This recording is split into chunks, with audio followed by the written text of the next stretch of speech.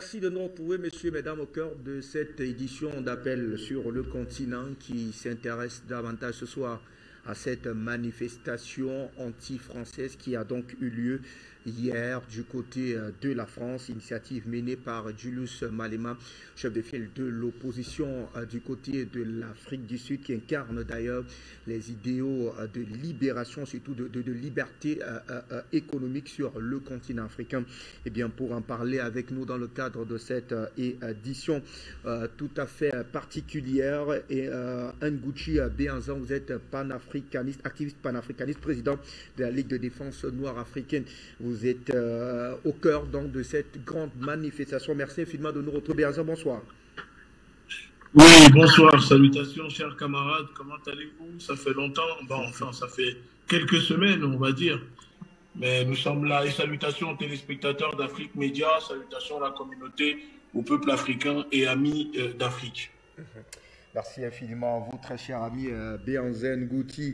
Mimo Dia, vous êtes également à nos côtés, activiste panafricaniste, écrivain, auteur de L'Afrique humiliée, l'enfer de la vérité et de nos larmes noires. Infiniment merci, très cher ami, et de nous retrouver au cœur de cette édition d'Appel sur le continent. Nos militaires, à vous, bienvenue.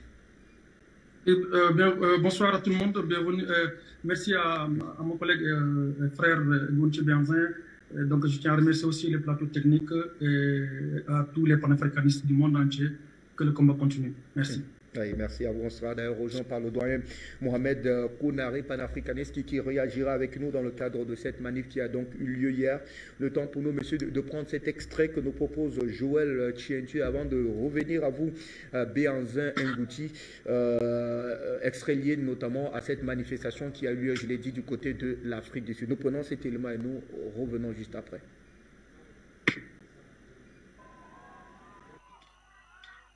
Hello! Amantia! Amantia! Amantia! Un bel impérialisme français. Encore impérialisme. Un bel impérialisme français. Monsieur l'ambassadeur de France, Julien, nous sommes là pour dire French get off from Africa! French get off from Africa! La France exploite le continent africain à cause de l'impérialisme français. Translate.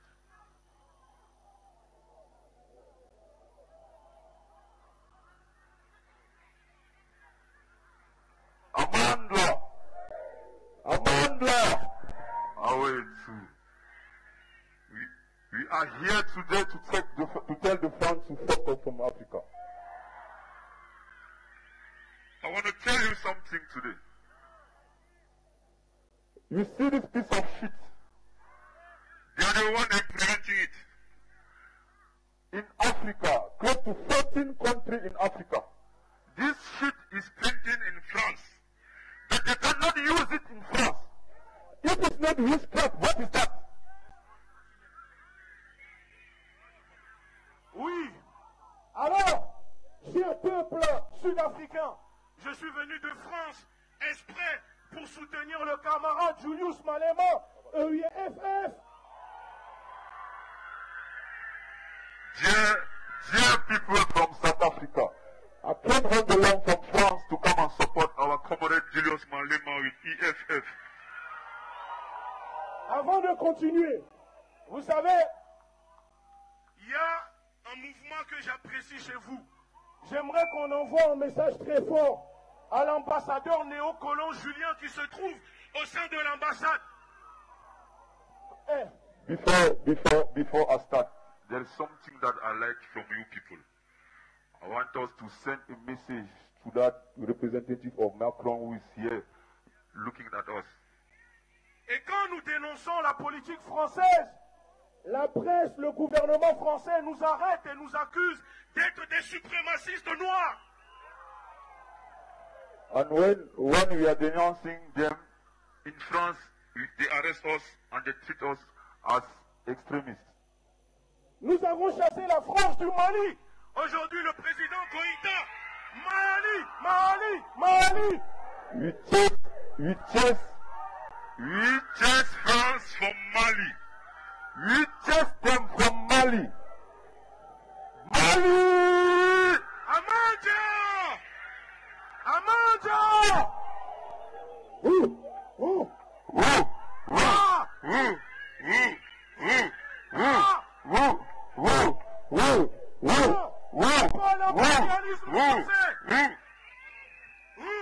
Ooh!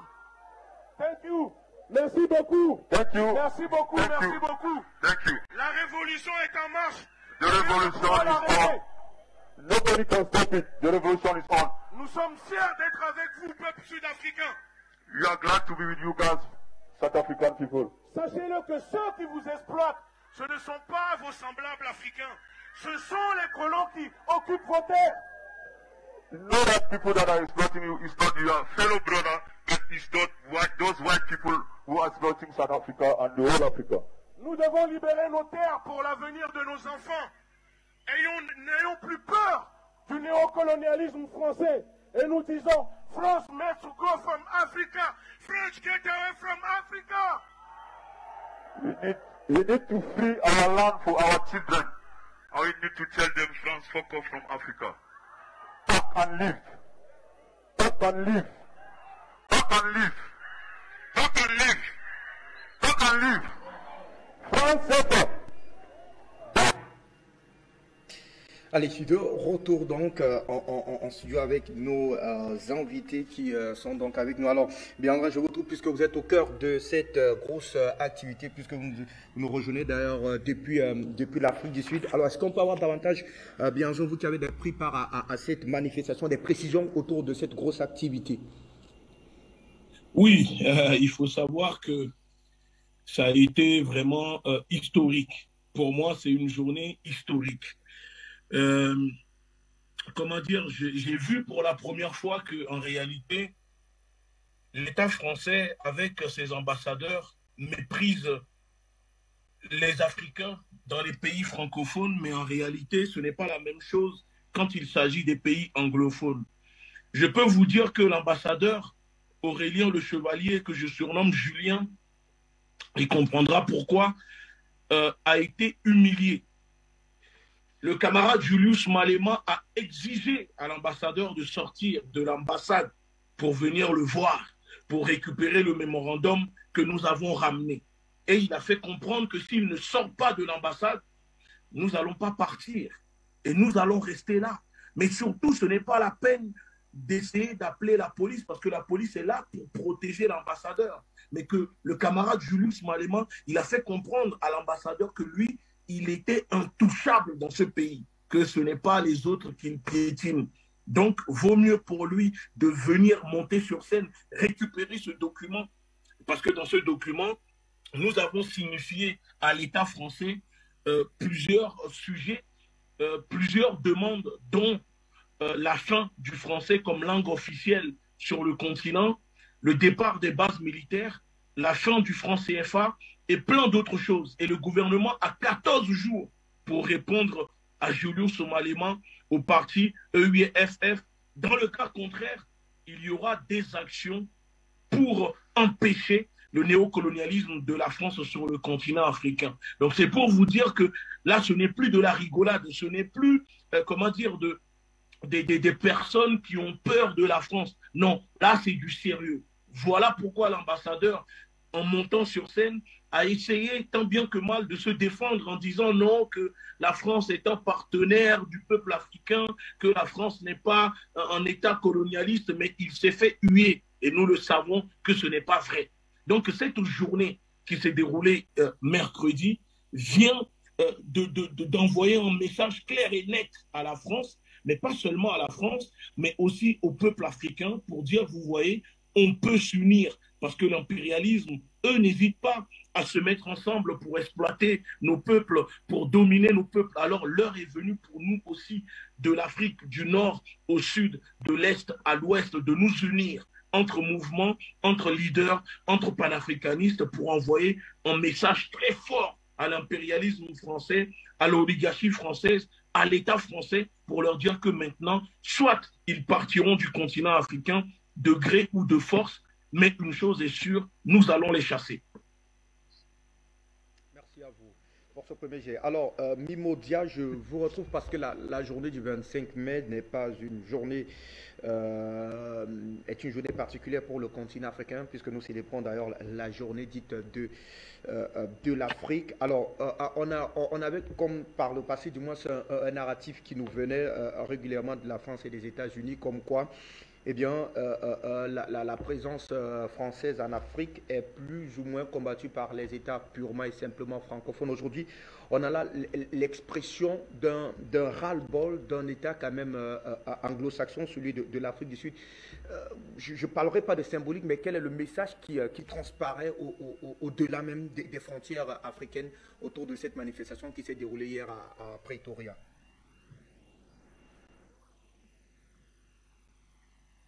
Bon, je pense que c'est une très très belle initiative que Julius Malema a faite, notamment pour organiser cette manifestation qui quand même a réussi. Maintenant, vous savez, nous les combattants de la liberté, en tout cas nous les panafricanistes qui sommes à Paris, nous sommes, tous les jours, ce sont des journées pour l'Afrique, parce que tous les jours nous nous battons pour la libération de l'Afrique. Donc, c'est des belles actions qui ont été menées au niveau de l'Afrique du Sud. Cela démontre encore une fois que le combat que nous sommes en train de faire fait ses échos. Vous savez, l'Afrique du Sud est un État, ou plutôt un pays qui est, disons, anglophone. Donc, si nous, aujourd'hui, nous les pays francophones, nous avons le soutien de nos frères anglophones qui, jadis, je le rappelle, qui ont toujours quand même maltraité les pays francophones, notamment au niveau des différentes résolutions qui sont votées au niveau des Nations Unies, qui condamnent justement toutes les belles initiatives, en tout cas tous les progrès que les pays francophones étaient en train de faire. Aujourd'hui, c'est une façon pour nous quand même d'être contents et surtout d'être fiers par rapport à cette belle mobilisation. Maintenant, quand j'entends terriblement l'ambassadeur de la France, en l'occurrence Monsieur Aurélien, disons, le Chevalier, qui dit que la France est un ami des nations africaines. Moi, je crois que cet ambassadeur-là se trompe de langage, et je ne pense pas de quel amitié il parle. En tout cas, nous, les pays africains, comme moi, Mimodia, je connais, ce ne sont pas des pays africains avec lesquels la France est amie. Déjà, j'aurais quand même voulu poser la question à cet ambassadeur qui est quand même très très arrogant et qui nous dit que c'est quel pays qui a tué M. Thomas Sankara. J'aurais voulu lui poser la question, c'est quel pays qui a tué Patrice Lumumba. J'aurais quand même voulu lui poser la question, c'est quel pays qui a tué M. Muammar Kadhafi. J'aurais quand même voulu, c'est quel pays qui a osé héberger en temps de génocide un État, un gouvernement de l'État français, disons un gouvernement du Rwanda, en l'occurrence ce même gouvernement qui a eu à faire des génocides des Tutsis au niveau du Rwanda et qui a formé ce gouvernement au sein de l'ambassade de France. Donc je ne sais pas de quelle amitié cet ambassadeur parle. Vous savez, nous les pays africains, les pays d'Afrique, nous n'avons pas d'amis, nous n'avons que des ennemis. Et les ennemis que nous avons, c'est des ennemis qui datent depuis l'Antiquité, depuis la traite arabo-musulmane, depuis l'esclavagisme, depuis la colonisation et aujourd'hui depuis cette nouvelle forme de domination africaine qui existe aujourd'hui. Nos véritables amis aujourd'hui, il n'y en a pas. Donc ce sont nos propres frères africains qui aujourd'hui devraient être nos propres amis, comme vous le savez. Parce que le combat que nous menons, c'est un combat digne que nous menons. Et je pense que cet événement-là, comme vous l'avez très bien rappelé, c'est un événement qui est quand même très très bien organisé et qui quand même a répondu positivement par rapport à cette belle mobilisation. Et je pense que c'est des événements qu'il faudrait faire justement dans toutes les ambassades des pays, disons, anglophones, pour quand même que notre voix soit beaucoup plus portée dans toutes les ambassades, pour quand même qu'on puisse faire asseoir une base solide du panafricanisme qui aujourd'hui, grâce à lui, nous sommes quand même en train de mener un bon combat, un combat noble qui va à partir duquel donc, nous osons espérer que le peuple africain va justement s'en sortir et à travers lequel donc nous allons quand même combattre le néocolonialisme et le capitalisme qui aujourd'hui piétine la dignité du peuple noir. Voilà ce que je peux dire pour le moment en attendant que le débat soit beaucoup plus profond pour que nous puissions rentrer justement au fond des choses. Merci. Merci à vous. Pardon Mimodia pour cette première réaction. Je reviens à vous. Peut-être je préfère davantage rester à vos côtés, Mimodia, pour tenter d'insister davantage autour de cette manifestation.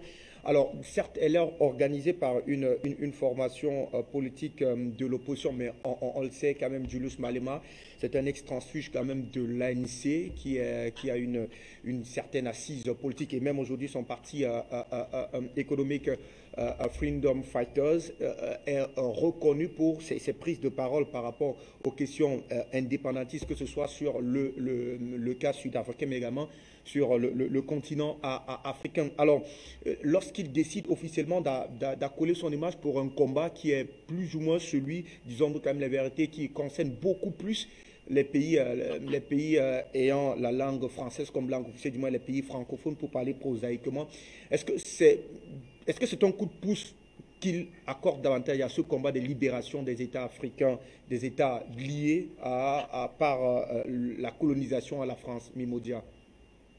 Oui, je pense que c'était une très bonne action qu'il a faite. Disons que son mouvement, plutôt en tout cas l'entité principale qui a endossé cette manifestation, ce sont les combattants pour la liberté économique. Et je pense qu'ils ont compris, parce que vous savez, un État, un pays, pour qu'il puisse aller de l'avant, il faut que son économie soit assise sur du solide. Et qu'il faut que ce pays-là puisse avoir sa propre monnaie. Aujourd'hui, comme vous le savez, nous, les pays, en tout cas de la zone UEMOA, ou même du pays de l'Afrique centrale, nous n'avons pas notre propre monnaie. Nous avons le franc CFA, et le même franc CFA qui est valable au niveau de l'Afrique centrale, mais également au niveau de l'Afrique de l'Ouest. C'est cette monnaie qui, aujourd'hui, empêche le peuple africain d'aller de l'avant. Il a bien fait. À côté de ce problème monétaire également, nous avons également une mauvaise, nous avons des problèmes au niveau des politiques budgétaires. Vous savez, quand vous avez votre monnaie et que vous avez une mauvaise politique budgétaire, ça veut dire que vous perdez votre temps, vous ne pouvez jamais vous développer. Si vous avez une bonne politique budgétaire et que vous n'arrivez pas justement à gérer votre propre monnaie, ça veut dire que vous perdez votre temps, vous ne pouvez jamais vous développer. En revanche, si vous voulez acquérir le développement, la meilleure des solutions, c'est justement d'avoir à la fois sa propre monnaie, mais également d'avoir à la fois sa propre politique budgétaire et de ne plus dépendre de ces institutions internationales que je peux nommer comme étant le FMI et la Banque mondiale qui dictent aux pays africains des politiques d'ajustement structurel. C'est la même politique justement qui biaise la volonté des pays africains à aller de l'avant. Donc moi je pense que c'est une bonne attitude, à savoir mener le combat politique au niveau des idées, mais également de mener un combat économique. Parce que l'économie, c'est le soubassement de toute entité qui aurait quand même voulu accéder au développement. Je pense que c'est une belle lutte qu'il est en train de mêler. Et sur toutes ces formes, je pense qu'aujourd'hui, si le volet économique est gagné, si le volet politique est gagné, mais je vous assure, mon cher ami, on va aller loin. À côté de ce combat, j'aurais quand même voulu qu'il intègre dans son mouvement le volet de l'éducation, parce que si on a aussi notre propre monnaie, notre propre bonne politique budgétaire, et que nous n'avons pas acquis justement les connaissances qu'il faut pour exploiter nos propres ressources minières énergétiques à travers des bonnes politiques d'éducation et également la recherche et le financement, ça aussi on ne pourra pas aller de l'avant. Donc pour aller de l'avant, pour conclure, pour aller de l'avant, il faut aller à la fois le combat économique, mais également le combat lié, disons, à la bonne politique de développement éducatif. Et quand on aura acquis ce développement de ces deux entités-là, ça sera vraiment un bon tunnel sur lequel nous pouvons quand même nous cheminer ensemble pour aller de l'avant et pour pouvoir porter l'ensemble des difficultés auxquelles le continent africain est confronté aujourd'hui. Alors, on reviendra avec vous pour davantage tenter de comprendre cette position de l'Afrique du Sud quand même, qui a été aux avant-postes du combat, du moins contre la ségrégation raciale à une époque assez lointaine. Alors, je reviens à vous, Béhanzin Nguchi. Vous êtes d'ailleurs en Afrique du Sud, vous avez été au contact de ces populations. Alors, comment avez-vous apprécié le message que vous avez déroulé pendant cette manifestation? Est-ce que la population sud-africaine, qui est quand même une population, on va dire, multicolore, c'est-à-dire l'État arc-en-ciel, c'est-à-dire on a un mélange des pays, des citoyens venus de partout sur le continent africain, est-ce que vous avez davantage l'impression, très chère combattante, que le message, le combat de la liberté du continent africain est davantage relayé et est porté davantage par ces peuples-là? Oui, vous savez, moi, ce que j'ai constaté qu'en Afrique du Sud, les colons ont utilisé la même méthode que dans les pays francophones. Il faut savoir que les populations sud-africaines, beaucoup ne savent même pas que sur le continent africain, il y a 54 pays, par exemple. Beaucoup ne savaient même pas que il y a peut-être des Africains francophones ou même qu'il existe des Africains en France, par exemple. Vous voyez, ça veut dire que pour eux, il y a plein de choses que les colons ont réussi à leur masquer avec l'apartheid, avec tout ce qui s'est passé dans ce pays. Donc on voit que le camarade Julius Malema avec le IFF essaye maintenant comment dire, de transmettre cette histoire, une partie de cette histoire, ces valeurs sur le panafricanisme au peuple sud-africain. Ce n'est pas facile parce que je le vois, depuis que je suis là, je discute avec tout le monde, je vois qu'ils n'ont pas pour habitude comment dire, de découvrir cela. D'ailleurs, le frère Julius n'hésite pas des fois à leur dire que il est hors de question pour lui de soutenir, par exemple, une politique de xénophobie et que s'il doit perdre des électeurs, des voix, parce qu'il défend l'unité africaine, parce qu'il défend les Africains qui sont en Afrique du Sud, il n'y a pas de problème que les gens ne votent pas pour lui. Voilà, c'est pour vous dire que il a quand même une partie, il prend parti, une décision, il a des décisions qui sont souvent très fortes, parce que le peuple sud-africain a subi vraiment un lavage de cerveau. Parce que dans ce pays, certes, l'apartheid est terminé. Moi, c'est ce que je vois sur le papier. L'apartheid est terminé. Mais je peux vous garantir qu'il y a encore de l'apartheid qui existe dans ce pays. Il y a une nouvelle classe de bourgeoisie sud-africaine noire qui émerge, comme dans la plupart des pays de l'Afrique. Mais cette bourgeoisie n'apporte rien pour comment dire, le bien-être des populations. Moi, ce qui m'a frappé, surtout en arrivant, c'est que j'ai constaté que c'est un pays qui est hyper développé.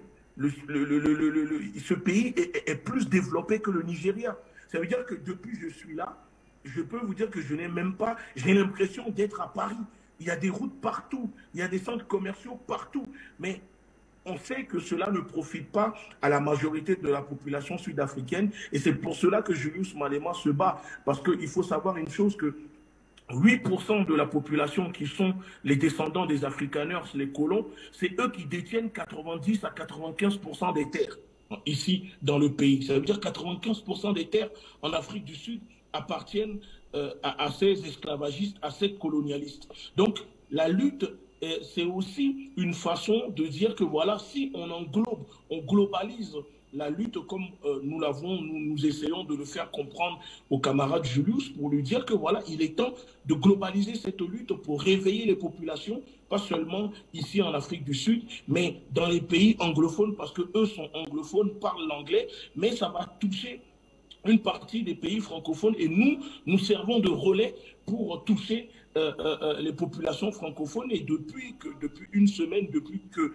nous sommes en train de parler de cette mobilisation, beaucoup d'Africains francophones qui ne connaissaient pas le frère Julius Malema et le UIF sont en train de découvrir, sont en train de voir qui est ce monsieur qui ose. Parce que c'est ça qu'on aurait aimé voir de nos opposants, de nos hommes politiques qui se disent être opposants dans les pays d'Afrique francophone, prendre position comme ça contre l'impérialisme et ne pas avoir peur ou ne pas faire des connivences avec l'oligarchie en cachette tout en se disant être opposant. Donc, l'acte que vient de poser Julius, nous soutenons, nous appuyons parce que ça fait 3-4 ans maintenant que la LDNA, la confrérie, que ce soit moi ou le doyen Konaré, nous disons qu'il faut aller manifester devant les ambassades de France. Il y a des personnes qui disent que non, qu'en disant cela, c'est pour conduire les Africains à la morgue, patati patata. Donc ce qui s'est passé en Afrique du Sud démontre que finalement, les Africains, personne n'a été tué,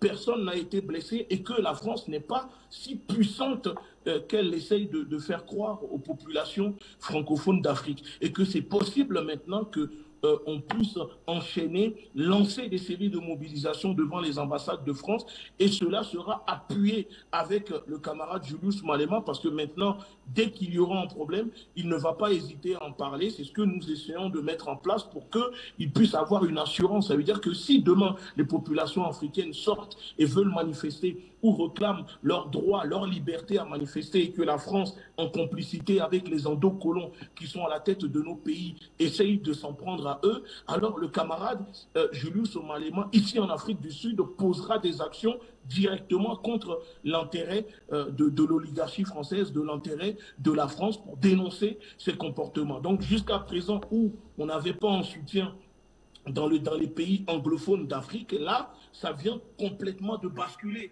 Les choses sont, je vous dis, dans 14 jours, s'il n'y a pas une réponse de l'État français, vous verrez ce qui va se passer, les actions qui seront posées. Je ne peux pas tout vous dire là, parce que je ne suis pas autorisé à le dire, mais c'est pour vous dire que l'État français suit de près. D'ailleurs, l'ambassade de France a fait un communiqué après la mobilisation pour rappeler que non, que la France est un partenaire de l'Afrique, est un allié, qu'ils ne sont pas... Ça prouve déjà qu'ils sont en panique et donc ils sont en train de se justifier. Parce que pour eux, c'était pas imaginable ni envisageable de voir des panafricanistes francophones, anglophones, côte à côte, ensemble, pour dénoncer et lutter contre l'impérialisme français. Et je vais finir sur votre question en rappelant quand même aux personnes qui se disent, ou les journalistes, les agents de l'oppression impérialiste qui disent, mais la France n'a pas colonisé l'Afrique du Sud, pourquoi le camarade Julius Malema dénonce le colonialisme de la France? Je vais le rappeler que l'Afrique du Sud n'a peut-être pas été colonisée par la France, mais nous ne devons pas oublier le passé barbare de l'État français qui soutenait le régime terroriste des Afrikaners sous l'apartheid en Afrique du Sud contre les populations noires. Et de plus, Dulcie September, la femme politique et militante anti-apartheid sud-africaine, a été assassinée par les services français le 29 mars 1988 à Paris, en France, et que pendant ce temps, Giscard d'Estaing et Mitterrand traitaient Mandela de terroriste, d'ennemi numéro 1, que Winnie Mandela a subi des tortures suite à l'intervention de la France. Donc les personnes qui disent l'Afrique du Sud, pourquoi l'Afrique du Sud va dénoncer le néocolonialisme français, je dis attention, il faut se souvenir de l'histoire. Je reste avec vous, Berzin, puisqu'on comprend que vous avez un certain droit de réserve sur un certain nombre de questions liées à cette actualité-là. Mais on voudrait savoir ce qui va suivre dans les jours à venir, puisque vous avez soumis un mémorandum à l'endroit de l'ambassadeur de France à Pretoria, Aurélien Le Chevalier, qui devra en principe apporter un certain nombre de clarifications dans les jours à venir. Mais ce que l'on a également appris est que cette manif qui a eu lieu à Pretoria est le départ d'une véritable caravane qui devra véritablement prendre corps dans plusieurs pays sur le continent africain. Est-ce qu'on peut avoir des précisions autour de ces deux axes de réflexion? Oui, effectivement, ceci est le début d'une longue série de mobilisations que nous allons mettre en place parce que nous sommes déjà en contact avec certains leaders dans les pays anglophones ou francophones. Je vais me déplacer très prochainement au nom de la confrérie et de la LDNA dans ces pays. Et nous sommes en train de mettre en place une stratégie d'usure directement pour affaiblir l'impérialisme français dans les pays parce que nous avons décidé de passer maintenant à un autre niveau. Nous avons décidé de changer de stratégie tout en continuant à faire ce que nous faisons déjà, mais aller sur un autre plan pour voir ce que ça va donner. Donc, je ne peux pas vraiment vous en dire plus là-dessus, sur les détails, mais une chose est sûre, c'est que prochainement, je vais me rendre dans un autre pays africain où une mobilisation sera lancée devant les ambassades, devant l'ambassade de France, parce que l'objectif pour nous, c'est d'être là en première ligne, et s'il doit se passer quelque chose, alors on sera là avec le peuple et non laisser le peuple tout seul. C'est pour cela que nous sommes venus en Afrique du Sud et nous allons nous déplacer prochainement dans les autres pays. Et la question que je voudrais, peut-être avant que de retrouver Mimo Dia, dans cette menace, d'ailleurs, du moins dans cette démarche de Julius Malema, il est clairement dit que si dans les 14 jours, il n'y a pas une réponse par rapport aux déshydratats formulés dans le cadre de cette démarche, eh bien, il entend désormais engager des démarches pour affaiblir et contrecarrer la colonisation continue de la France en Afrique. Dans ces démarches, est-ce qu'on peut déjà voir à votre niveau, Berzin, qu'est-ce que l'on met dans ce package? Dans ce package, il y aura sûrement des appels de boycottage, mais je sais aussi qu'il y aura des actions qui seront menées directement ici en Afrique du Sud parce que nous avons transmis beaucoup d'informations aux camarades Julius parce qu'on n'est pas venu les mains vides. C'est aussi ça qui fait que maintenant le camarade est bien chargé. Attendez, restez en ligne. Allô? Oui. D'accord, le temps pour vous de vous permettre d'évacuer un certain nombre de responsabilités. Mimodia, je vous retrouve rapidement parce que on a là quand même une manifestation venue, peut-être on le dira, de l'opposition. Mais après, est-ce que l'on peut dire ouvertement et officiellement aujourd'hui, Mimodia, que cette manifestation organisée par Julius Malema a l'onction de l'État central sud-africain? Oui, je pense que l'État va écouter ce qu'il a dit. Maintenant, vous savez, moi, je ne crois pas au coup de baguette magique. On sait très bien qu'au jour d'aujourd'hui, la responsabilité surtout vient sans doute des pays africains, eux-mêmes qui doivent prendre leur destin en main. Je donne juste l'exemple du franc CFA. En fait, la sortie du franc CFA est une obligation pour tout président africain de la zone UEMOA, ou en tout cas même de l'Afrique centrale. Une nécessité au jour d'aujourd'hui. Parce que le franc CFA, quoi qu'on puisse dire, c'est une monnaie qui empêche vraiment le peuple africain de se développer.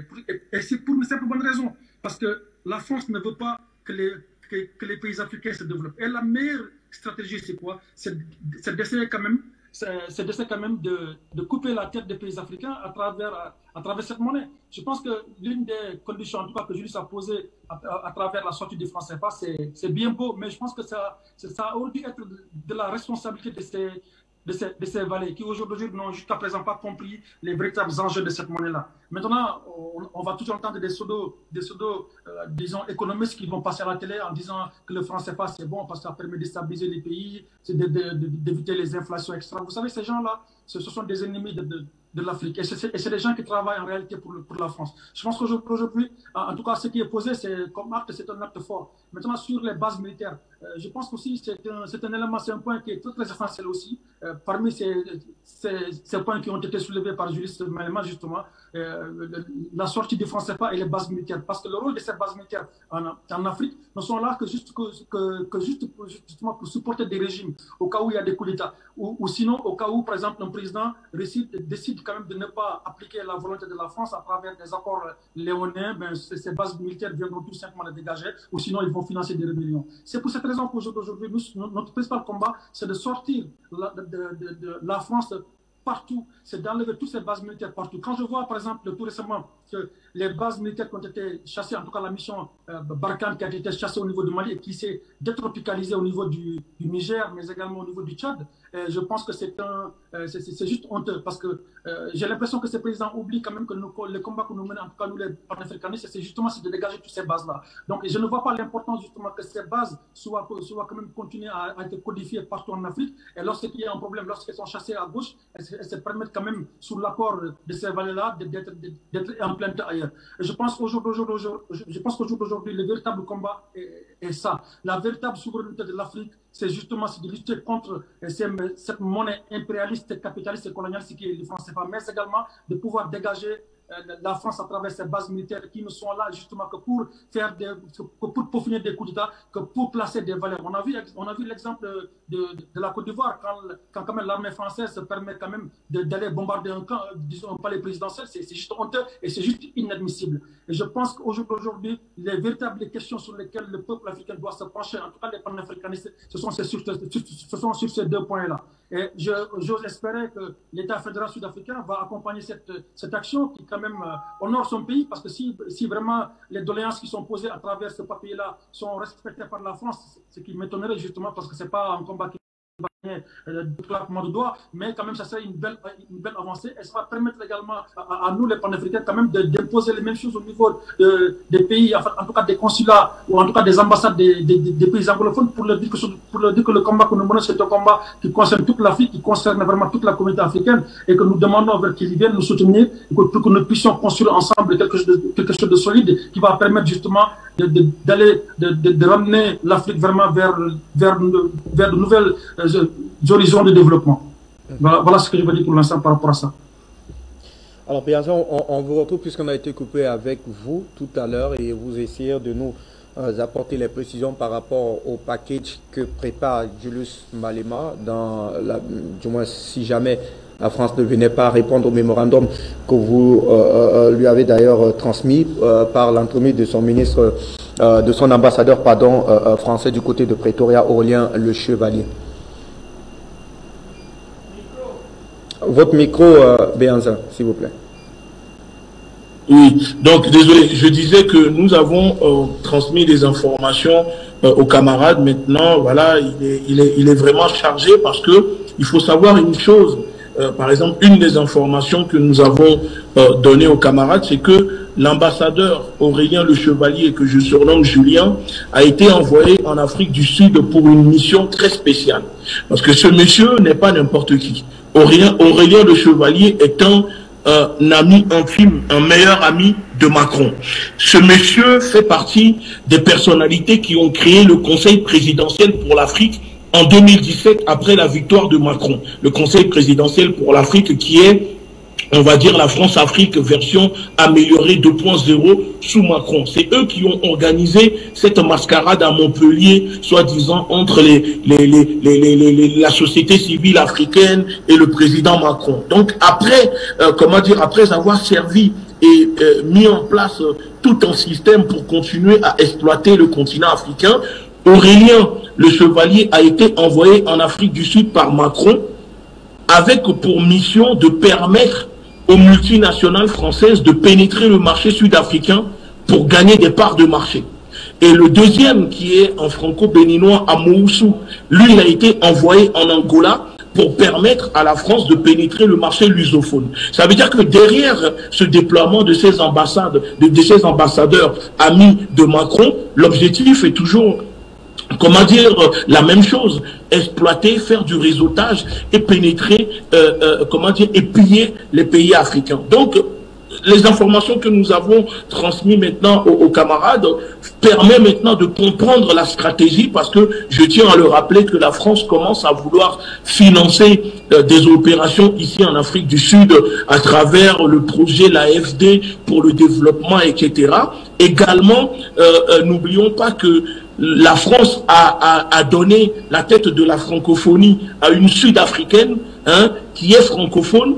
Donc, tout ça est fait pour, comment dire, séduire un peu le gouvernement sud-africain. Mais la personne qui bloque la pénétration du marché sud-africain directement par l'État français, c'est le parti de Julius Malema. Je tiens aussi à le rappeler que, comment dire, que Julius Malema a bloqué, c'est lui qui a bloqué la tentative de coup d'État orchestrée par la France pour prendre la tête du Parlement panafricain qui existe. Parce que oui, il y a un Parlement panafricain dominé jusqu'à présent par les anglophones. Et récemment, il y a quoi? Il y a 6 mois, il y a eu des élections où la France a voulu prendre la tête de ce Parlement en manipulant les votes, en finançant des personnalités du monde francophone pour prendre la tête de ce Parlement. Et c'est Julius Malema, encore une fois, qui a bloqué, qui a dénoncé d'ailleurs cela en disant qu'ils ne vont pas laisser la France prendre la tête du Parlement panafricain et qu'il est hors de question. Donc c'est pour vous dire qu'il y a des choses qui se passaient bien avant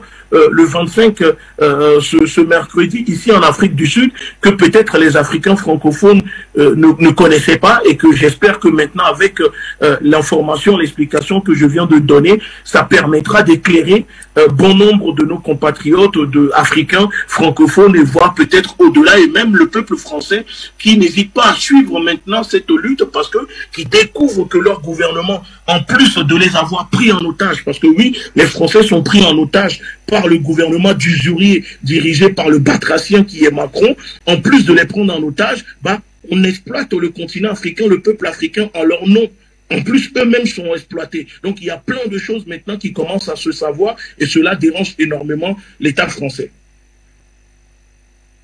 À côté de ce que dit d'ailleurs le combattant Béanzin Ngouti sur la prise d'opposition, on va dire, de Julius Malema sur ce combat de liberté, il faut dire que lui, on vous a tout à l'heure compris, d'ailleurs, vous offusquez un tout petit peu du fait qu'il ne se soit pas intéressé au programme d'éducation sur le continent africain, mais il pense davantage, moi je tente de comprendre que pour lui, il faut d'abord aller véritablement à la liberté économique. C'est d'ailleurs le combat primordial que se donne son parti politique, la Economic Freedom Fighters. Oui, mais si je peux me permettre, je dirais au camarade Moumou que je pense qu'il ne le connaît pas réellement. Est-ce qu'il connaît le programme du mouvement économique Freedom Fighter, parce que ça fait partie.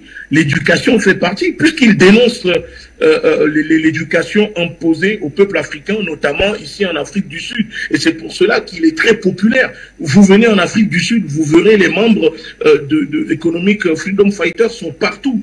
Plus d'1 million, c'est deuxième voire troisième parti d'opposition dans le pays. Et l'éducation fait partie de ce qu'il défend. Donc je ne sais pas si le frère Mimou a pris le temps de regarder un peu ce que fait le camarade Julius, mais je tiens juste à rectifier cela, que ça fait partie de son combat et que ce n'est pas parce que là qu'il s'attaque, comment dire, au néocolonialisme français, que ça veut dire qu'il ne parle pas d'éducation. Mais en même temps, il faut aussi se dire une chose. Chacun doit être spécialisé dans son domaine. Imaginons que lui ne le fait pas, d'autres personnes peuvent le faire. Et on doit être complémentaires. On ne peut pas demander à une seule personne de tout faire. Bien évidemment, nous sommes des combattants. Le camarade sait comment ce n'est pas facile de gérer plusieurs choses à la fois. Mais sur ce thématique-là, Julius Malema défend également et dénonce la mainmise. D'ailleurs, c'est pour cela qu'il demande la fin du français comme langue officielle en Afrique. Ça fait partie de l'éducation, parce que le français fait partie de notre éducation, de notre culture, et il demande la fin de cela, chose que même les opposants dans les pays francophones n'ont jamais osé faire, ni ceux qui servent de gardiens de camps de concentration, parce que ce ne sont pas des présidents. Il faut qu'on arrête de leur donner de l'importance. Ces personnes, nous savons qu'ils n'ont pas de pouvoir et qu'ils sont là que pour servir leur maître. Donc, nous ne donnons pas d'importance à ces personnes. Allez, Mimo Dia, je vous retrouve davantage autour de cette grosse actualité, parce que là, nous avons véritablement un membre du BRICS qui prend du moins ce qui veut véritablement se démarquer de la politique française, de la prédation française sur le continent africain. Et quand on l'a dit, il est désormais clair que la manif qui a eu lieu hier du côté de l'Afrique du Sud est la résultante plus ou moins de ce qui se passe du côté de l'Ukraine, c'est-à-dire cette opération militaire spéciale de la Russie du côté de l'Ukraine, le BRICS qui veut davantage se départir, on va dire, de l'Union européenne et singulièrement de la France, qui a une autre vision sur la Russie. Et donc, il va falloir désormais s'attendre à ce que l'actualité ukrainienne puisse se déporter d'une manière ou d'une autre sur l'ensemble du globe terrestre désormais. Excusez-moi, c'est quoi la question ? Alors, je voudrais davantage tenter de comprendre avec vous cette disposition, du moins le fait que l'Afrique du Sud puisse officiellement accepter une manifestation pareille quand on sait quand même qu'elle est membre du BRICS. Est-ce que ça a un lien avec ce qui se passe aujourd'hui du côté de l'Ukraine?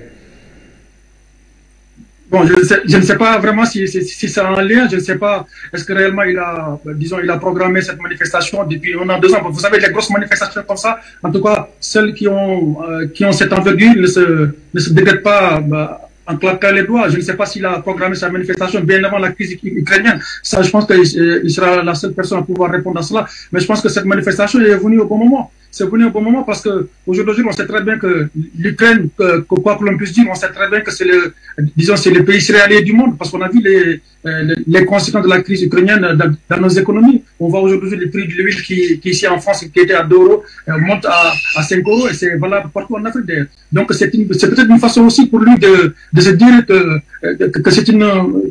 le fait de prendre son destin en main au niveau de l'Afrique, c'est venu. Et maintenant, c'est ce qu'il y a lieu de faire. Donc, par rapport à ce que vient de dire mon collègue Ibouche Béanzin, moi je ne dis pas que je ne connais pas le programme des combattants pour la liberté économique. Bon, vous savez, ce mouvement-là, je le suis parce que à peu près plus de 15 ans. Julius Malema, on sait très bien ses positions, on connaît par cœur ses discours. Maintenant, ce qu'il y a lieu de faire maintenant, c'est de faire une globalisation des luttes, c'est-à-dire de recouper les luttes pour que nous puissions aller ensemble. Maintenant, cette crise ukrainienne, c'est une crise quand même qui est déplorable, parce que quoi que l'on puisse dire, on sait très bien que les conséquences, en tout cas les ramifications de cette crise au niveau de l'Afrique sont visibles à travers nos économies et sont visibles également à travers la volonté des peuples africains qui est partagée. Est-ce qu'il y en a certains qui qui supportent l'Ukraine, d'autres qui supportent la Russie. Bon, chacun a sa façon de voir les choses. Moi, j'ai une lecture totalement différente de certaines personnes par rapport à cette crise ukrainienne. Bon, que je tairai justement parce que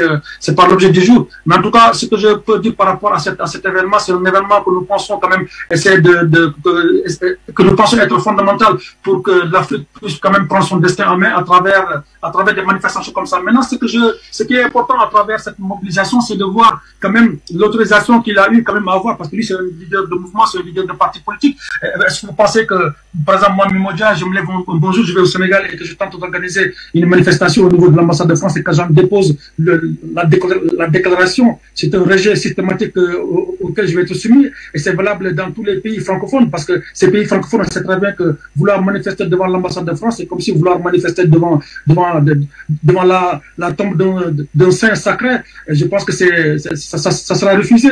Mais toujours est-il que ça démontre encore une fois que le gouvernement sud-africain est un gouvernement qui comprend les enjeux de la volonté des fils d'Afrique d'aller de l'avant et par ricochet de porter surtout cette lutte que nous sommes en train de faire. Parce que les Sud-Africains ont compris justement qu'en épaulant leurs frères africains qui gravitent autour d'eux, hein, c'est une façon pour eux quand même de soulager leur économie et de quand même de porter l'Afrique vers l'avant. Parce qu'on sait très bien que tout récemment on voyait la montée de la haine des Sud-Africains vis-à-vis de leurs semblables africains qui taxaient justement de venir prendre leur emploi. Ils ont peut-être compris que la seule façon de les aider quand même d'aller de l'avant, c'est de combattre avec eux ce système qui continue quand même à piller l'Afrique à travers ces vallées, à travers ces pantins qu'aujourd'hui, au lieu de défendre le pays, se permet tout simplement d'aller défendre le patron qui est tout simplement M. Emmanuel Macron. Et à travers cette lutte aussi, nous pensons fondamentalement que la jeunesse africaine va travailler d'arrache-pied et quand même de se réunir et de taire les divergences personnelles que nous pouvons avoir entre nous et de marcher sur une seule ligne, à savoir se battre complètement pour la sauvegarde et la restauration de la dignité africaine qui a longtemps été piétinée par la France, qui est un pays capitaliste, impérialiste, qui continue quand même à faire signer des contrats léoniens en non-valais, alors que le peuple souffre, alors qu'il n'y a rien qui marche. Et je vais chuter sur ça par rapport à ce que vient de dire mon collègue M. Béazin. Bon, c'est comme je l'ai dit, hein, moi, quand je parle de l'éducation de façon globale, je ne parle pas justement de l'éducation telle qu'elle aurait pu être oubliée dans le programme des combattants pour la liberté économique de Julius Malema. Je parle de l'éducation de façon globale, parce que même si on est libre et qu'on n'a pas la technologie pour pouvoir exploiter nos ressources minières, énergétiques, notre pétrole et notre gaz, ça veut dire que aussi on fera toujours appel à ces multinationales qui vont venir ici en Afrique pour quand même continuer à faire la même chose. Donc c'est pour cette raison que je dis le véritable combat pour le développement de l'Afrique est un combat lié à l'éducation, lié au développement de technologies à partir desquelles on peut quand même se baser pour pouvoir porter l'Afrique vers les cimes du développement. Béanzin Gouti, je vous donne la parole et peut-être tenter de mieux préciser ma question posée tout à l'heure à Mimodia. Nous savons que l'actualité ukrainienne est véritablement au centre des débats actuels, que l'on le veuille ou pas, et on le sait, le rapprochement de l'État de Pretoria ou alors de l'Afrique du Sud par rapport à la Russie. Alors aujourd'hui que l'on donne ouvertement et officiellement une manifestation pareille qui a d'ailleurs été, vous avez d'ailleurs dit tout à l'heure, bien encadrée par la police sud-africaine et que l'on sache davantage que l'Afrique du Sud fait partie du BRICS et qu'elle est d'ailleurs l'une des premières puissances économiques sur le continent africain. Alors, est-ce que cette démarche-là voudrait davantage mettre en mal la politique française sur le continent africain, vu qu'on a véritablement l'impression que la France, à un moment donné, ne veut pas véritablement tenter de revoir sa démarche sur le continent africain. À chaque fois, elle pointe un doigt accusateur vers d'autres États, notamment la Russie, qui est accusé comme étant le pays qui veut véritablement faire grandir le sentiment anti-français sur le continent africain. Votre micro, Béanzin, s'il vous plaît.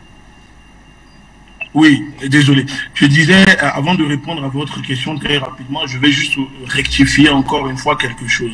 Le camarade Mimou a parlé de xénophobie en disant que les Sud-Africains ont des problèmes en s'attaquant à d'autres. Non, ce ne sont pas les Sud-Africains, mais c'est des Sud-Africains manipulés par ceux qui ont toujours possédé ce pays, c'est-à-dire les descendants de colons, parce que il faut venir là pour comprendre réellement ce qui se passe. Et d'ailleurs, c'est la même chose qui se passe dans nos pays d'Afrique francophone où on manipule des ethnies pour affronter d'autres ethnies. C'est quasiment la même chose. Mais sinon, proprement parlant, les Sud-Africains n'ont pas un problème contre des gens parce qu'ils sont africains. Mais il y a une minorité qui sont instrumentalisés pour servir à la politique des Afrikaners. Ensuite, sur votre question demandant si ce qui se passe en Ukraine peut avoir comment dire, des retombées sur ce qui se passe ici en Afrique du Sud. Moi, vous savez, moi je ne vais pas aller par quatre chemins, je ne vais pas jouer la personne qui est neutre. Ce qui se passe en Ukraine aujourd'hui, si la Russie l'emporte, nous savons tous que l'ordre mondial sera changé. Nous savons tous que beaucoup de choses seront bouleversées. Donc, ce qui se passe en Russie a des impacts, pas seulement, comment dire, sur les populations européennes, mais également en Afrique francophone et anglophone. Parce que la Russie est un partenaire de plusieurs pays, notamment, vous venez de dire, l'organisation BRICS, dont la Russie fait partie avec l'Afrique du Sud. D'ailleurs, ils veulent l'élargir, si je ne me trompe. Donc oui, en faisant ces manifestations, en dénonçant aussi cela, la France peut peut-être croire que derrière c'est la Russie, etc. Mais non, vous savez, la Russie n'est pas partout. C'est la France qui voit la Russie partout. Mais si on peut profiter de ce qui se passe en ce moment en Russie pour affaiblir l'État français et ses alliés, pourquoi s'en priver? Nous sommes dans une guerre hybride, informationnelle, cognitive. Nous sommes dans une guerre. Et donc, tout est bon pour affaiblir l'ennemi éternel du continent africain, qui est le gouvernement français. Si on peut l'affaiblir, c'est le moment, parce que ce qui se passe en Ukraine occupe beaucoup le temps des pays occidentaux, notamment la France. Le gouvernement français est occupé à vouloir gérer ce qui se passe en Ukraine. Donc, si vous regardez bien en ce moment, ils sont un peu moins occupés à propos du continent africain. D'ailleurs, eux-mêmes, ils le disent. J'ai lu des notes disant que l'Élysée souffle un peu en disant que le conflit qui s'est passé en Ukraine permet à l'Élysée de se repositionner par rapport au vent anti-politique française qui souffle sur le continent, dont les populations veulent des partenariats avec la Russie. Donc pour eux, c'est aussi le moment pour eux de se réajuster, de tenter de nouvelles stratégies, parce qu'ils se disent que la Russie s'est retirée un peu du continent africain pour se concentrer en Ukraine. Donc c'est le moment pour eux de tenter tout et n'importe quoi. Donc c'est là où nous disons aux populations africaines, sachez-le, que le gouvernement français, en ce moment, est mal, parce que le conflit en Ukraine a des répercussions, il y a des impacts directement en France sur les populations. Et donc, nous, peuple africain, nous devons saisir le conflit qui se déroule en Ukraine pour revendiquer notre liberté, revendiquer notre droit de vivre, de décider par nous-mêmes, revendiquer notre droit économique, politique, culturel et social dans nos pays. Parce que si on reste les bras croisés et qu'on laisse encore une fois la France et ses alliés finir le conflit en Ukraine et revenir sur le continent, on ne pourra plus, comment dire, les battre ni les affaiblir. Parce que là, c'est le moment, il faut ouvrir plusieurs fronts partout. Il faut ouvrir plusieurs fronts partout. Donc, ce qui vient de se passer en Afrique du Sud, c'est, comment dire, le début, c'est un laboratoire d'expérimentation pour dire que, voilà, c'est possible, on peut le faire. Parce que affaiblir l'État français sur le continent africain, c'est mettre mal l'Europe, mais aussi les États-Unis, mais surtout l'OTAN. Parce que les Africains ne sont plus en train de se battre contre seulement le gouvernement français, mais derrière, il y a l'OTAN, il y a les États-Unis et il y a l'Union européenne. Et ça, il ne faut pas l'oublier. Merci à vous, très cher Béanzène Ngouti Mimodia. Allez, on va ouvrir le standard, messieurs, pour apprécier également la lecture de nos de ces nombreux Africains qui souhaitent eux également contribuer à cette grosse démarche qui est donc lancée depuis un moment à travers le continent africain, le Tchad, le Mali et même récemment le Gabon qui a voulu engager une manifestation pour s'opposer contre la présence des bases militaires du côté du Gabon. Malheureusement, la marche a d'ailleurs été interdite par les autorités gabonaises. On va prendre les appels au téléphone. Vous vous présentez votre contribution. Bonsoir, bienvenue.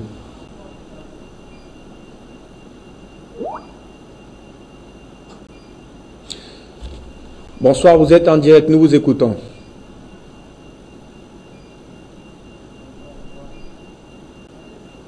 Allez-y, ne cherchez pas à vous réécouter à la maison. Vous êtes en direct sur Afrique Média. Bienvenue.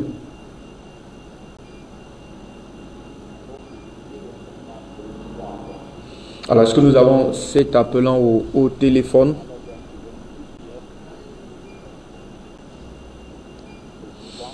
Nous vous écoutons. Allez-y, bonsoir. Allez, nous allons prendre un autre appel. Malheureusement, ce dernier n'est pas disposé. Bonsoir, bienvenue. Bonsoir Fabrice, c'est Jean depuis les États-Unis. Bonsoir, nous saluons vos invités, Mimodia et Goutier. Nous saluons aussi les techniciens. Oui, alors, merci. Ces gens de manifestations, nous devons les encourager et ça doit se propager sur tout le continent africain. Parce que le continent était plongé dans une manipulation, dans une ignorance, et que ça profitait à nos ennemis. Et par ceci, nous devons savoir sur tout le continent que le peuple, le pays qu'on appelle la France, est l'ennemi de l'Afrique. La France est l'ennemi premier du développement du continent africain. Le mal que ce pays a fait aux Africains, le moment viendra, les peuples africains comprendront et feront leur part de la lutte pour chasser complètement ce pays-là, la France, et ses alliés surtout. Parce que la France ne soutient pas les Américains. Alors ces manifestations doivent se multiplier sur le continent. Le moment va venir. Le moment va venir. Quand la population va comprendre, elle va se lever. Et il faut dénoncer, il faut parler, il faut dire des choses. Il faut dire ce que la France fait en cachette. D'ailleurs, aujourd'hui, par les médias, par Afrique Média et autres, nous savons que les gens savent que la France pille, viole, détruit le continent. En tant qu'humains, nous devons réagir, réclamer notre droit. Nous sommes en guerre, et cette guerre n'est pas guerre nucléaire, mais c'est une guerre de reconquête de notre dignité humaine. On n'a pas à monnayer cela. On n'a pas à monnayer cela. C'est de notre droit, en tant qu'humain, qui a été humilié depuis la nuit des temps par la France et ses alliés. C'est de notre droit de réclamer, d'être restauré dans notre dignité humaine. Alors si nous sommes dans cette marche, ce n'est pas un plan pour faire échouer la France. Non, non, non. C'est un plan pour reconquérir notre dignité humaine sur le continent africain. Et pour cela, l'ennemi, la France, doit partir du continent. Et elle doit payer. Elle doit réparer. Le moment viendra. Nous sommes en guerre. Que cette guerre soit vraiment motivée et aller de l'avant pour la reconquête de notre dignité humaine. Que Dieu bénisse. Merci à vous, Jean, pour votre contribution depuis les États-Unis. Elle me fait savoir, c'est Roland qui est au téléphone, vraisemblablement. Roland, bonsoir, votre contribution, bienvenue. Bonsoir, confirmez-moi si vous me recevez, s'il vous plaît. Vous êtes en direct, Roland, nous vous écoutons. Ok, bonsoir à toute l'équipe Afrique Média, bonsoir à tous les intervenants. Ben, vous voyez, nous sommes à la croisée des chemins, parce que il faut quand même le souligner, nous vivons un moment spécial de l'histoire des relations internationales, et c'est le moment où jamais pour l'Afrique de se libérer. Mais il faut faire attention, parce que dans cette affaire, il y a beaucoup d'entités, de personnes et de pays qui ont été mandatés pour venir distraire la vraie dynamique. Les choses sont claires parce que c'est désormais un inévitable processus de libération de l'Afrique part de Bamako. Jusqu'à un passé récent, on a pensé que c'était la Centrafrique, mais en fait, le point de départ, c'est Bamako. On le sent, on le voit, on le vit. C'est sûr, le régime de transition aujourd'hui est convaincu d'une chose, et ça, il faut pouvoir le dire. Ils n'ont pas d'amis à côté. Ceux qui sont censés être leurs frères voisins ne le sont pas en réalité. Le Mali est seul face le Mali est juste accompagné de la communauté panafricaniste. Donc les panafricanistes viennent de partout. Tous ceux qui sont à côté ne sont pas clairs. Damiba, en Guinée, comment il s'appelle, Doumbouya, tous ceux-là sont flous. Assimi Goïta est le seul à jouer franc jeu. Et on le sent. Aujourd'hui, la France est à l'agonie au niveau du Mali parce que les choses sont claires. Il y a 3 chemins de fer qui sont en cours, qui arrivent. Donc, le chemin de fer pour l'Algérie, pour transporter les matières premières et pour ravitaliser le circuit économique. Le chemin de fer avec aussi la Mauritanie et avec la Guinée. C'est parce que la France sait que là, une fois ce processus-là va réellement prendre forme, c'est fini. Parce que c'est par là que l'économie du Mali va commencer à décoller avec les autres partenaires, parce qu'il faut bien un circuit pour transporter les choses, voilà, les va-et-vient, la logistique et tout. Et le marché des chemins de fer a été donné à la Russie. C'est ce qui donne le mal de tête à la France. Vous voyez un peu. Donc, les choses sont claires. Ce qu'il faut dire, c'est qu'il faut que le Mali parte jusqu'au bout, de mettre fin au franc CFA, mettre définitivement la France dehors, parce qu'on a autre chose à faire. N'oubliez pas, à part la France, on doit affronter ces maîtres de la France qui sont en train de sortir de leur cachette. Et vous savez de qui on parle. Ils sont en train de sortir maintenant de leur cachette. C'est là-bas le vrai combat. C'est là-bas où ça se passe. C'est là-bas la cour des grands. C'est là-bas le vrai jeu. Pour la France, il faut tout faire pour qu'on n'entende plus parler de ces pays. On en a marre, franchement. Je vais m'arrêter là. Et merci. Et c'est nous qui vous remercions d'ailleurs, Roland, pour votre contribution dans le cadre de cette thématique. Et nous, on va rester au standard pour prendre cette fois-là quelle direction? Allez, au Cameroun, me fait-on savoir un appel. Merci de vous présenter, votre contribution. Bonsoir, bienvenue. Bonjour, j'appelle du Cameroun à Yaoundé.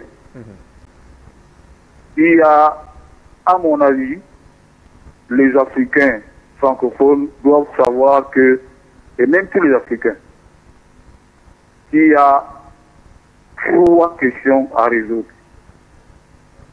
1. Le franc CFA. Le franc CFA. Et 2.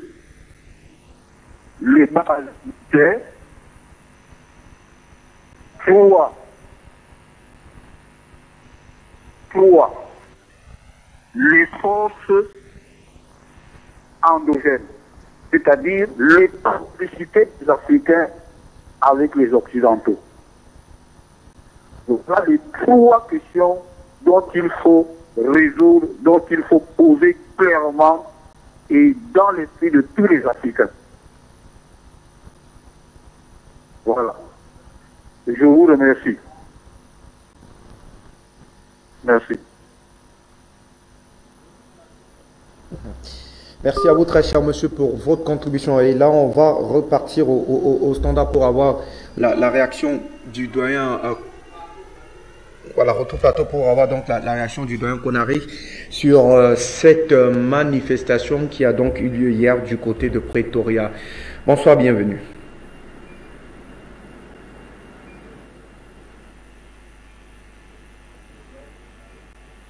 Un noir essaie de se lever pour dénoncer les crimes contre l'humanité, l'abus de l'État français, les vols, les pillages, les guerres organisées, le terrorisme financé, organisé, orchestré par la France en Afrique et dans le monde. Les journaux français du propriétaire de la mafia khazare française et de la mafia khazare internationale, de l'élite oligarchique française et anglo-saxonne internationale arrivent en masse en nous attaquant, en nous traitant de xénophobes, de racistes, de suprématistes noirs, du n'importe quoi. Dans ma famille, il y a des noirs et il y a des blancs. Ça fait 30 ans que je vis parmi les blancs. Mes meilleurs amis ici, ce sont des blancs. Donc le combat que nous menons, ce n'est pas un combat de race, d'ethnie ou de je ne sais quoi. C'est un combat que nous menons pour notre droit naturel, je répète, notre droit naturel de vivre en paix et en dignité sur nos terres. Et comme le mémorandum le dit, comme il a été bien signifié à l'ambassadeur de France, si d'ici 2 semaines, toute l'Afrique ne verra pas des déclarations claires sur la position du gouvernement français par rapport à toute l'Afrique, nous allons poser d'autres actions encore plus incisives. Comme je vous l'ai dit, ce n'est que le premier voyage que le frère Béhanzin a entrepris en Afrique du Sud. Et ça a été fait exprès. Nous partons du bout de l'Afrique pour remonter toute l'Afrique. Et il y a une chose que nous avons notée, de laquelle j'ai discuté beaucoup avec le frère Béhanzin, c'est que ces Occidentaux ont réussi, je dis bien, ils ont réussi à diviser les Africains. Les Africains du Sud ne sont même pas, beaucoup parmi eux ne savent même pas qu'en Afrique, il y a 54 États. Ils ne savent rien de l'Afrique centrale, de l'Afrique australe ou de l'Afrique de l'Ouest. Ça, c'est le travail d'ingénierie sociale que les Occidentaux ont fait en Afrique. C'est-à-dire, entre nous-mêmes, on ne se connaît pas. La présence de Béhanzin en Afrique du Sud a eu un impact sur la société civile. Parce que les Africains du Sud, les anglophones, aujourd'hui, ont tourné l'œil vers l'Afrique francophone et ils sont en train de comprendre exactement ce qui se passe.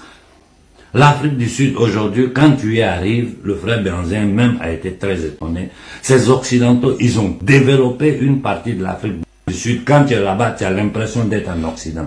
Mais, la chose à ne pas oublier, c'est que Soweto existe toujours et que les Noirs sont toujours en condition de misère, en condition de difficulté, de faim. Ça, c'est la réalité des Noirs d'Afrique du Sud. Donc, nous profitons ici pour dire au gouvernement blanc, parce que derrière ces gouvernements-là, il y a les vrais gouvernements, que la condition des Noirs en Afrique du Sud doit changer immédiatement. Nous n'accepterons plus de voir une société avec 2 poids, 2 mesures. L'apartheid n'est pas encore mort. Vous avez ça dans le sang. Vos descendants ont ça dans le sang. L'Afrique, c'est chez nous. Vous êtes arrivés avec barbarie en Afrique du Sud. Vous avez tué, trucidé. Toute l'histoire de l'Afrique du Sud, nous la connaissons. L'apartheid est mort. L'apartheid a été officiellement aboli il n'y a même pas longtemps. Après 27 ans de galère de Nelson Mandela, que vous avez pu après retourner mettre de votre côté. Mais aujourd'hui, l'Afrique a les yeux ouverts. Si vous voulez rester en Afrique du Sud, ça, je m'adresse à la population, à l'élite blanche de l'Afrique du Sud. Si vous voulez continuer à rester en Afrique du Sud, à vivre en paix avec nous, les vrais propriétaires de cette terre-là, vous avez intérêt, dans le plus bref délai, de changer les conditions de vie des Noirs en Afrique du Sud. Parce que le développement, tout ce qui est en Afrique du Sud, les seuls à ne pas profiter de ça, c'est la communauté noire, les propriétaires de cette terre. Voilà pourquoi nous avons insisté pour faire cette conjonction, pour créer cette synergie entre nous, Africains francophones, et les Africains anglophones. Aujourd'hui, cette synergie est créée et je viens ici publiquement à faire un grand merci du fond du cœur au camarade président fondateur de Freedom Fighter, Julius Mamele, parce que son action a été une action vraiment, vraiment importante pour un jour aussi symbolique. Et je crois que toute l'Afrique a vu ce que nous avons essayé de faire pendant... Pronto, scusa, ti richiamo tra un minuto e ti richiamo, ok? Ok. Comme nous avons pu observer, hier, il n'y a eu aucun sang versé en Afrique du Sud. Aucun sang versé. Personne n'a été blessé. Personne a eu je ne sais quoi. Ça a été une très belle manifestation avec une pression. Là, tu vois l'organisation du mouvement du frère Julius avec une pression qui a obligé l'ambassadeur de France à descendre, à venir auprès des frères noirs qui sont en train de manifester et recevoir un mémorandum avec un délai bien précis de 2 semaines pour avoir une réponse du gouvernement français. Je m'arrête là, disant merci vraiment du fond du cœur au frère Béhanzin pour tous les efforts qu'il est en train de ménager, pour toute la fatigue qu'il est en train de faire. Je remercie le frère Julius et je remercie toute la communauté noire d'Afrique du Sud. Il faut que nous intensifions le combat et que nous ouvrons plusieurs fronts dans toute l'Afrique. J'ai dit aux gens du Niger, aujourd'hui votre terre est une terre pratiquement, est devenue un territoire militaire anglo-français. C'est-à-dire, l'élite anglo-saxonne est en train de s'installer là-bas avec l'aide, la complicité du gouvernement français. Ça, c'est une nouvelle occupation de la zone du Sahara. Les raisons, nous le savons. Le Mali est plein de gaz naturel, de pétrole, de cobalt, d'uranium. Il y a tout. Le Niger, c'est la même chose, le Burkina. Donc, tout ce qu'ils sont en train de faire aux frères du Burkina, vous avez vu quand des misérables, des vendus, nous essayons de vous donner des conseils, nous essayons simplement, avec humilité, de vous donner des conseils, des voies à suivre. Les businessmen du panafricanisme viennent, ils mettent toujours, ils détruisent toujours tout le travail que nous faisons. Les gens qui sont sortis sur les télévisions m'ont accusé de terroristes, des va-nu-pieds, des gens, on sait même pas, qui ne savent même pas de quoi nous parlons. Des gens qui m'ont boycotté en bas, pour tout faire pour empêcher une action politique que j'ai voulu avec toutes mes forces au Mali. Aujourd'hui, regardez, vous devez avoir honte de voir ce qui s'est passé en Afrique du Sud. Il n'y a pas eu un blessé. Il n'y a eu aucun. Rien ne s'est passé. La pression du peuple a obligé l'ambassadeur de France à descendre, à venir recevoir un mémorandum dans lequel il a donné 2 semaines à l'État français de répondre aux revendications du peuple africain. Voilà tout ce que nous voulons. La politique, elle s'est faite avec stratégie. La politique, elle s'est faite avec stratégie. L'important pour nous, c'est arriver à nos buts, quel que soit le chemin que nous devons suivre. Et nous ne sommes pas des violences. Tant que nous pouvons éviter la violence, nous l'éviterons. Et nous avons toujours été violentés depuis des siècles. Et pendant tout ce temps, nous sommes restés tranquilles. Aujourd'hui, nous ne ferons pas de violence. Nous ne faisons que des revendications politiques pacifiques, basées sur le droit international. Mais que les Occidentaux sachent, qu'ils sachent bien, que si jamais, dans notre zone, des 5 frontières du Sahel, le terrorisme, tous les faux coups qui sont en train de préparer va continuer, nous allons donner l'ordre à la population africaine de défendre sur vos intérêts. Je répète, aucun citoyen occidental ne sera touché sur le sol africain. Mais nous allons mettre à terre tous les intérêts français. Vous avez encore le temps de redresser la barre. Je m'adresse à l'élite occidentale. Vous êtes en train de prendre chaos partout dans le monde. La Russie est en train de vous humilier. Tous les pays du monde sont en train de se révolter contre votre système barbare, impérialiste, eugéniste, criminel. Et malgré ça, vous pensez pouvoir continuer. Vous pensez pouvoir dominer le monde avec la violence, le mensonge, la manipulation, la fausse monnaie et la finance criminelle. L'Afrique sortira de cette torpeur, que ça vous plaise ou pas. Ce n'est que le départ. Ce n'est que le départ de la libération de l'Afrique. Et je vous dis, rien ni personne ne pourra arrêter ce processus. Je répète, rien ni personne ne pourra arrêter le processus de libération de l'Afrique. Je dis aux frères du Tchad, vous êtes dans une situation où vous n'avez plus rien à perdre. Vous n'avez rien à perdre. Votre pays est séquestré militairement par la France et ses acolytes. Le petit Déby est un pion pratiquement aux mains de ces Occidentaux. Donc il ne fera que projeter leurs intérêts au détriment du peuple tchadien. Vous êtes dans une position aujourd'hui où ces bêtises ethniques-là, ça je le dis pour le Tchad, je le répète pour toute l'Afrique, ces bêtises ethniques, ces bêtises religieuses-là, nous devons les mettre à côté et penser à la libération de l'Afrique. Nos problèmes internes, nous allons les régler après avoir libéré l'Afrique. Vous pensez que les Occidentaux n'ont pas de problèmes internes entre eux ici? Vous pensez que dans le monde, dans les autres continents, malgré les alliances, les gens n'ont pas de problèmes internes entre eux? Partout, il y a des problèmes internes. Mais nous, en Afrique, comme nous l'avons toujours fait dans le passé, c'est l'histoire de l'Afrique qui le dit, les problèmes se règlent sous l'arbre à palabre. Mais pendant que notre peuple a attaqué, pendant que notre terre a attaqué, par tous les moyens, le plan militaire, le terrorisme, la manipulation, les crimes économiques et financiers, pendant que notre peuple a attaqué, nous devons réunir toutes nos forces, créer une union sacrée et faire finir ce crime contre l'humanité en Afrique. Voilà la seule solution que nous avons. Je tire mon chapeau au jeune frère Béhanzin, je tire mon chapeau au jeune frère Julius pour les actions qu'ils ont menées. Et je vous dis, ce n'est que le début d'une action qui va commencer. Bientôt vous allez voir le frère Béhanzin tourner dans toute l'Afrique. Bientôt vous allez voir la confrérie des frères panafricains montrer son visage publiquement dans toute l'Afrique. Nous sommes à un point du combat où le temps n'est plus au discours, mais aux actions politiques qui feront voir au monde entier ce que la France et l'Occident font en Afrique. Obliger ces gens-là devant l'opinion publique occidentale à reconnaître leurs crimes, 1, 2, à permettre à l'Afrique de vivre selon nos valeurs, nos cultures, notre spiritualité. Ça suffit importer des cultures décadentes où dans le transhumanisme on veut attacher l'homme à la machine. Mais c'est de la folie tout ce que ces gens sont sur la terre. Et j'ouvre la parenthèse pour vous reparler de ce minable de Kagame qui a décidé aux yeux du monde de faire de l'Afrique, du Rwanda, le laboratoire du World Economic Forum. Donc tous les Rwandais qui m'écoutent, parce que nous les Africains, beaucoup parmi nous sont des bouchers. Quand tu leur parles, ils ne t'écoutent jamais. C'est quand ils vivent la chose, qu'ils sont dans la misère, qu'ils courent après derrière toi pour venir te demander de les aider, qu'ils n'avaient pas compris. Ce cas, nous l'avons vécu au Burkina, où nous avons été pratiquement trahis.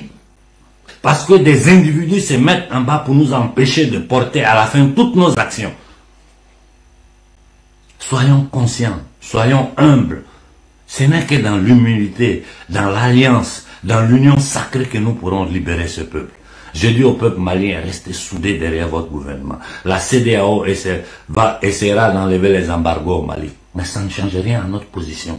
Ça ne change rien. Ça ne change rien qu'ils enlèvent les embargos, qu'ils viennent sonner au violon. Ça ne change rien. La décision est prise. La France doit sortir du Mali. D'abord. De toute l'Afrique. D'abord. Et puis après, on verra.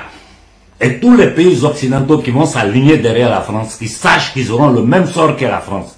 Nous sommes dans une position aujourd'hui où je pense que chaque pays, chaque gouvernant européen digne doit comprendre qu'il doit traiter avec l'Afrique pour les intérêts de son peuple, non pour les intérêts de l'union bancaire nazie usurier internationale.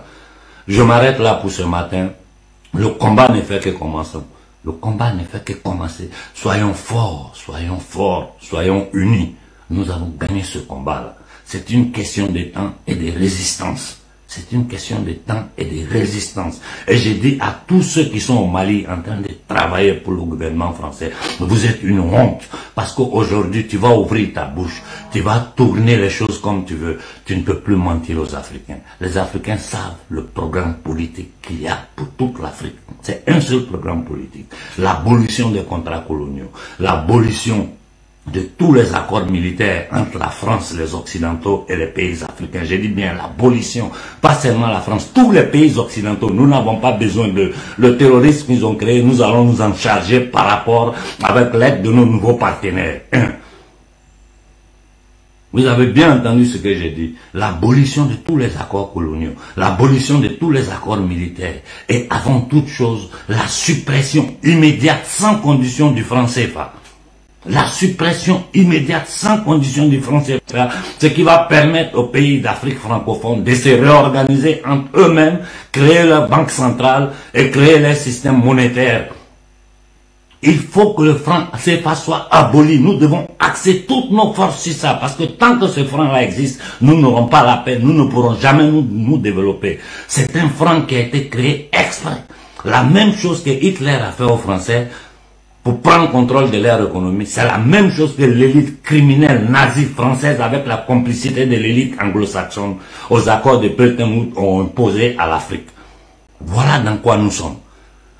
Bonne journée à tout le monde et courage, nous allons gagner ce combat. Courage, soyez forts, soyez forts. Et tous les petits pays d'Afrique dont nous ne parlons pas pour le moment, comme le Libéria, nous vous avons pas oublié. Les petits pays comme la Guinée-Bissau, Sao Tomé Principe, nous avons l'œil sur toute l'Afrique dans sa globalité. Mais il y a des points stratégiques qu'il faut libérer d'abord pour pouvoir libérer ensuite les autres pays autour. Voilà la stratégie, voilà le chemin du combat. Bonne journée à tout le monde.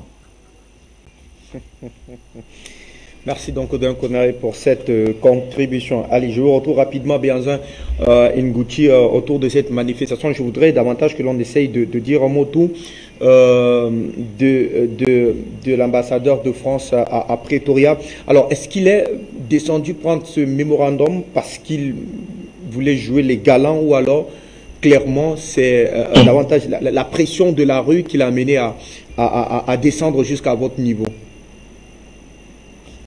Il est descendu parce que le frère Julius a exigé.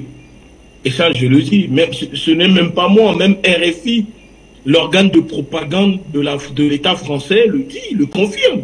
Il est descendu sous pression et sous les menaces de Julius, qui lui a dit « Venez, ayez le courage, vous tuez les Africains. » Maintenant, les Africains sont là, devant vous. Venez les affronter. Et si vous voulez, les policiers peuvent vous accompagner. D'ailleurs, il a été accompagné par les GIGN de l'ambassade et les policiers sud-africains qui l'ont ramené. Et j'ai même interpellé l'ambassadeur quand il repartait. Je vous transmettrai la vidéo parce qu'elle n'est pas disponible. J'ai interpellé l'ambassadeur quand il partait. Il n'a pas osé me répondre. Parce que c'est un trouillard. Ce sont des trouillards. Le gouvernement français est fort avec les faibles, et quand ils sont devant les forts, ils sont faibles. Ce sont des lâches. Et on le voit, ce qu'ils font avec leur propre population, qu'ils n'hésitent pas à tuer, éborgner, frapper, violenter. Donc l'ambassadeur Aurélien Le Chevalier est un petit joueur, un petit plaisantin qui a trouvé homme à sa carrure. Donc il n'a pas eu le choix que de descendre récupérer ce document et le transmettre à son patron, qui est Macron. Et je vais finir en disant, si vous permettez, que n'oublions pas que la France chasse les terroristes soucieuses de la paix dans le monde. Hein. Elle met un point d'honneur à vendre des armes à l'Arabie Saoudite qui extermine les Yéménites, et elle s'autoproclame dans le même temps pays des droits de l'homme, alors qu'elle bombarde, elle génocide des populations à Bounti au Mali qui sont en train de fêter leur mariage. Elle exploite la Centrafrique, le Tchad, le Gabon, la Guinée, etc., le Togo, le Bénin, mais elle continue de nier en disant non, que nous sommes des partenaires, que nous ne sommes pas un gouvernement colonialiste ni impérialiste. Voilà la France, le pays des droits de l'homme, où les Noirs sont systématiquement violentés à chaque contrôle, tués toujours par accident, où les enquêtes ne condamnent jamais les auteurs, comme le frère Adama Traoré qui est mort, où sa sœur se bat jusqu'à présent. Donc voilà un gouvernement qui s'autoproclame et qui se dit, voilà un gouvernement de paix. Tout ça c'est faux et nous sommes en train de les démasquer. Et je dis que je suis en bonne santé. Je n'ai aucun problème, je ne suis pas en dépression, je ne suis pas suicidaire. Donc sachez-le que je vais rentrer prochainement en France. Je sais que les renseignements viendront m'interpeller à l'aéroport comme la dernière fois quand je rentrais du Mali.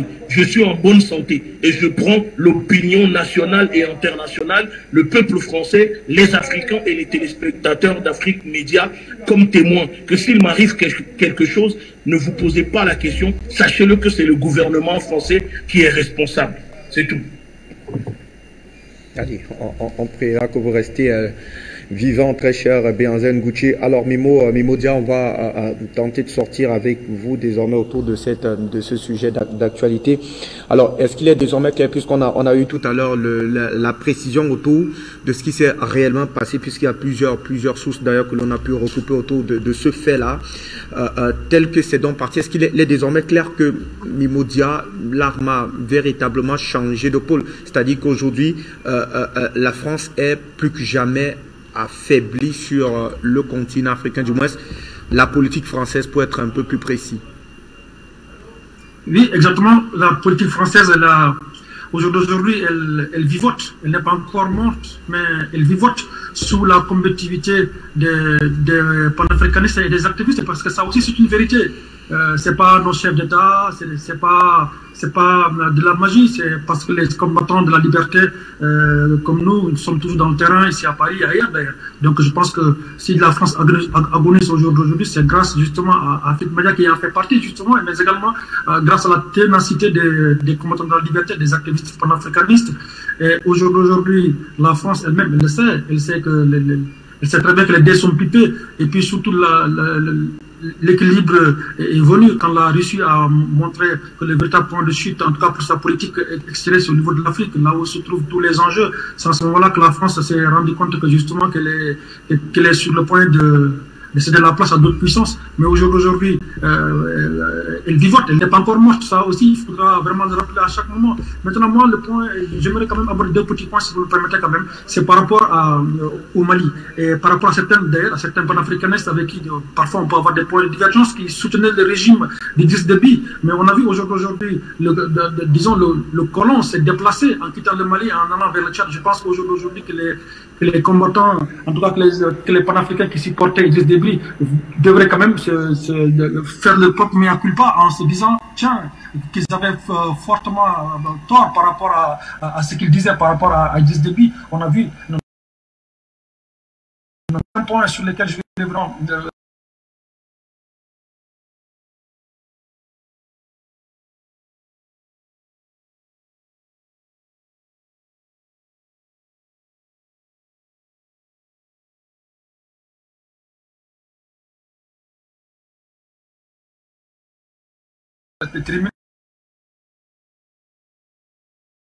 pas s'asseoir pour voir vraiment sur quel angle faudrait-il réfléchir pour agir.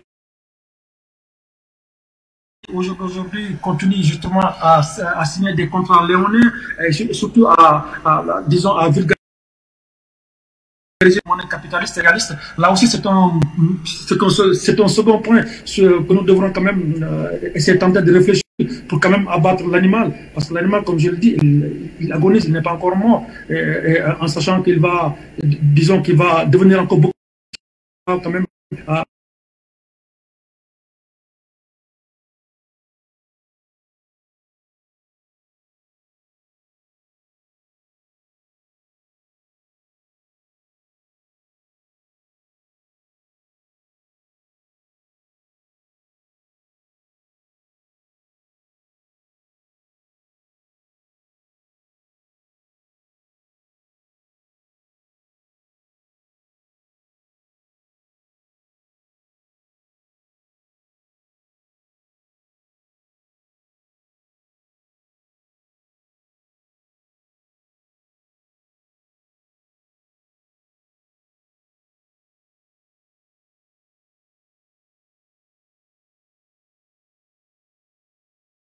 Et je pense que le sac vient. Dia, Bianzen, Ngouti, on va sortir avec vous. Que doit-on? On me fait de savoir qui n'est plus. Merci. On fait des grands signes du côté de la réalisation. Malheureusement, on est obligé de nous. La répartie est véritablement atteinte. Merci, monsieur, de nous avoir accompagnés. Mimo, Dia, Bianzen, Ngouti. On se rendez-vous très prochainement pour une nouvelle édition.